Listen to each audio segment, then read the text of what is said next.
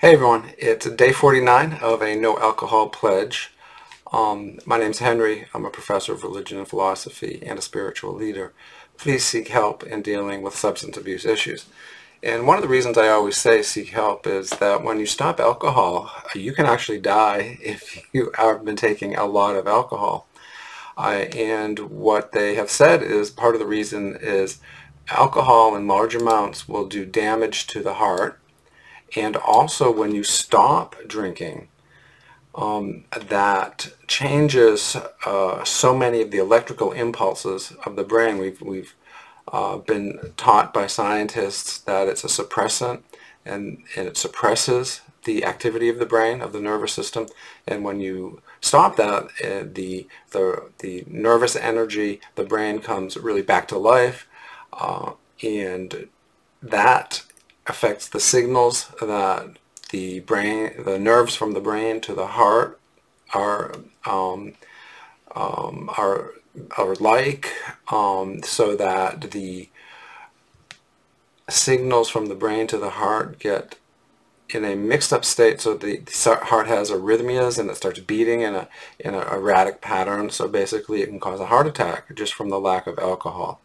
So that's a substance perhaps we really want to avoid. You can actually die from stopping alcohol if you consume a lot of alcohol, if you stop all at once.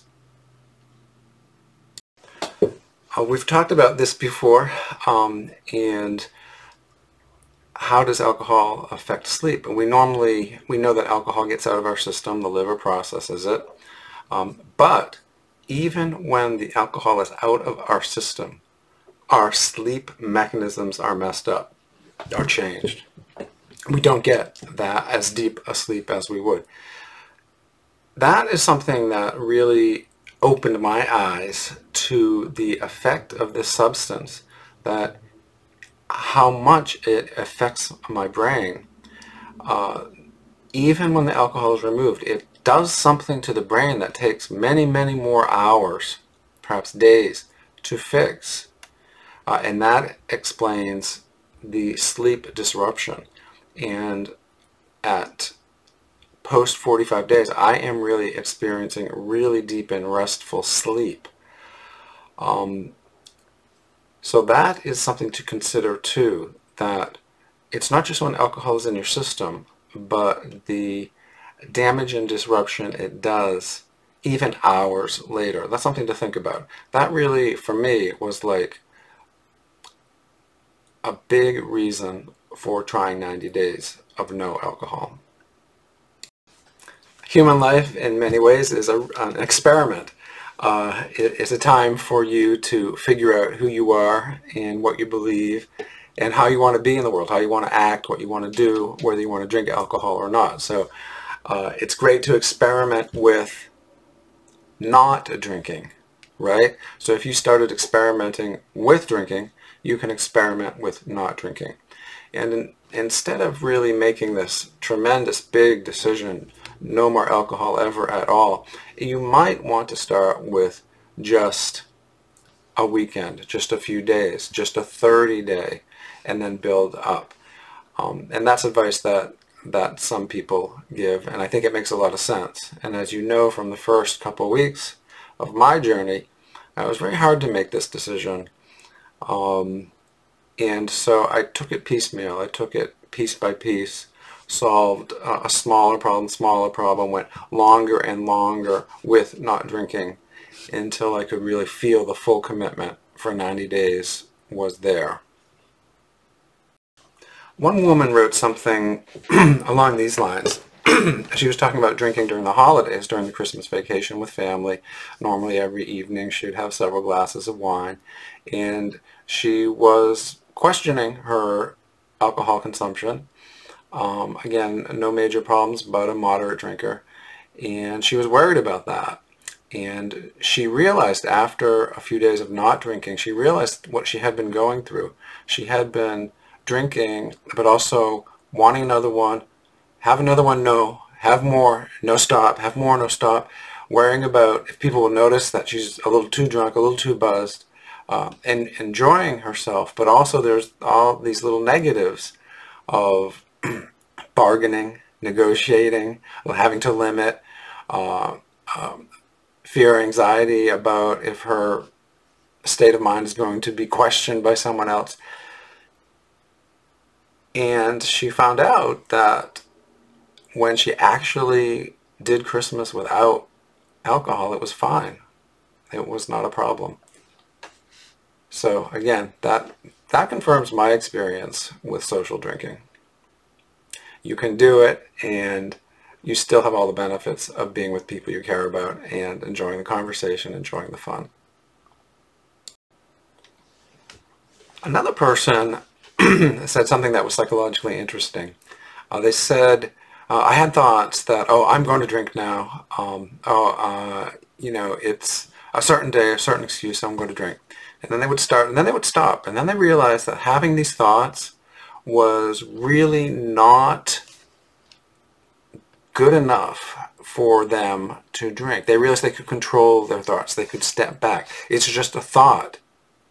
It's just a temptation. You know, maybe the medievals were right. There are temptations. And she could cancel it, she or he, I don't know, could cancel it. So thoughts are only thoughts until you actually act on them.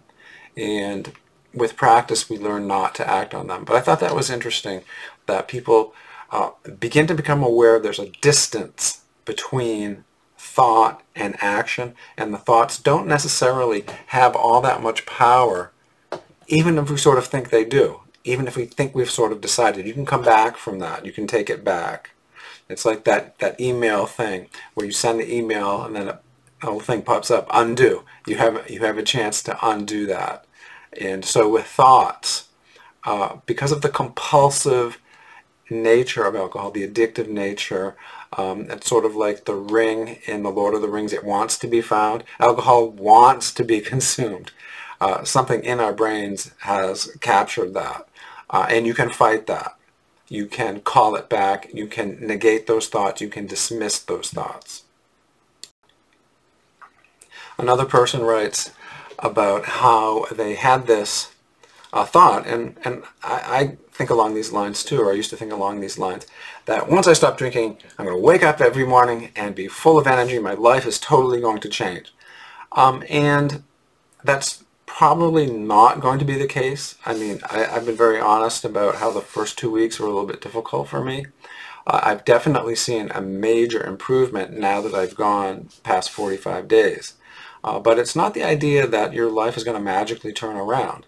It is a big positive step forward, and in a few weeks you should see an appreciable difference.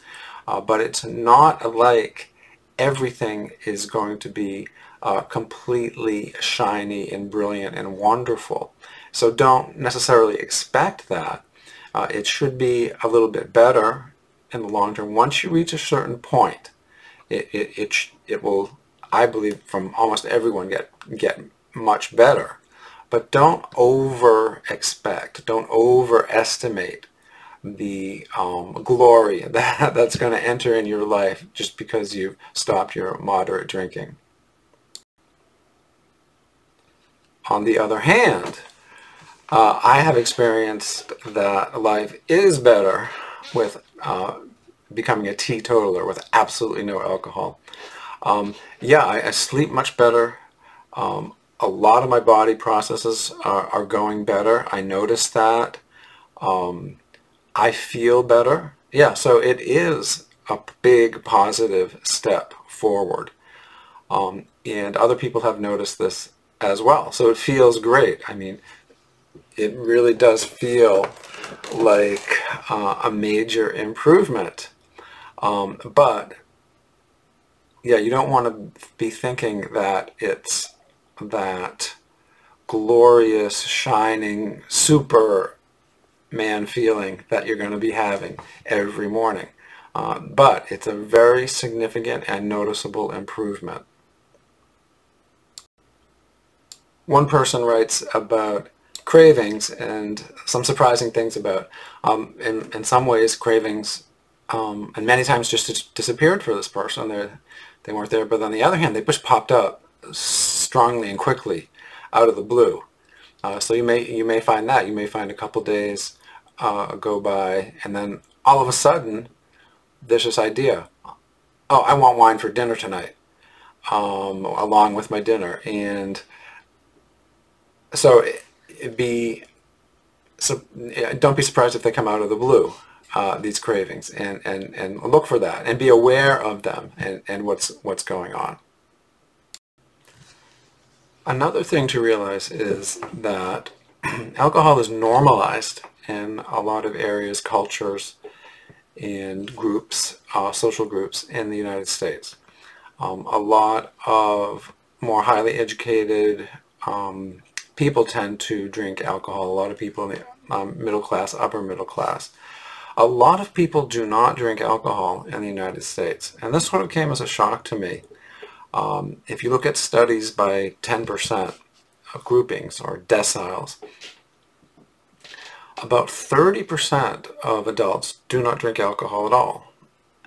And about another 30% of Americans only have, on average, 1 drink per week. So that's 60% of Americans, either not drinking at all or drinking very little. And then you have 4 more, and they gradually increase to 2 or 3 a week, and then you get 2 or 3 a day, and then the last 10% group has between 8 to 10 alcoholic drinks per day. So those are people with alcohol use disorder, what we would probably call alcoholics, functional alcoholics, or non-functional. And that's really amazing, because think about that. There's a few things to think about this. One is that a lot of people just don't drink, or drink very, very little on rare occasions, and they only have 1. So there's a lot of people who just do not drink alcohol, and a lot of college-educated people, graduate school-educated people do. I think it may be part of the normalization of alcohol drinking in those circles. So that's something to think about. Not everyone drinks. Advertising promotes it, but a lot of people just do not drink. The other thing to notice is that top decile of people who drink a whole lot, 7, 10, 15 drinks per day, obviously alcoholics, and remember they're about 15 million, so that would make sense. That represents as much alcohol consumption as the other 90%. So the alcohol industry is really supported by that 10%. And if you think of that in terms of bars or liquor stores, just 10% of Americans are really supporting a vast amount of the alcohol industry. I think that's bizarre, and it shows that so much of alcohol promotion is catering to people who are being victimized by alcohol. So that makes me ponder and think. There's something skewing the scales of this normalization, of this idea that alcohol is everywhere. It isn't everywhere. The majority of people drink very little. But the industry and the advertising is supported by that 10% of people who are drinking in excess. Something to think about, something to make you really question why this substance is so normalized. It doesn't have to be normalized for my life or other people's lives. We've also talked about the idea that about 4 to 5% of the American population has alcohol use disorder. So that's about 1 in 20, and that conforms to my experience of generally out of the hundreds of people I know, probably 1 in 20 will admit they're an alcoholic, or I'll know they're an alcoholic, and they may be in treatment and recovering. But about 1 in 20, so that makes sense. So say 4 to 5% of the population. But that 5% will normally have a husband or wife, girlfriend, boyfriend, children, siblings, friends. So a father or mother who has 3 children, it's not just that person, but it's 4 more. So instead of 5% of the population, it's 25% who are affected by that alcoholic and the often painful, angry, difficult, negative emotions and lifestyle of that person. So it is a bigger problem than just saying 5%, 1 in 20. It's probably about a quarter to a third of people in our society are directly affected by someone close to them who has alcohol use disorder.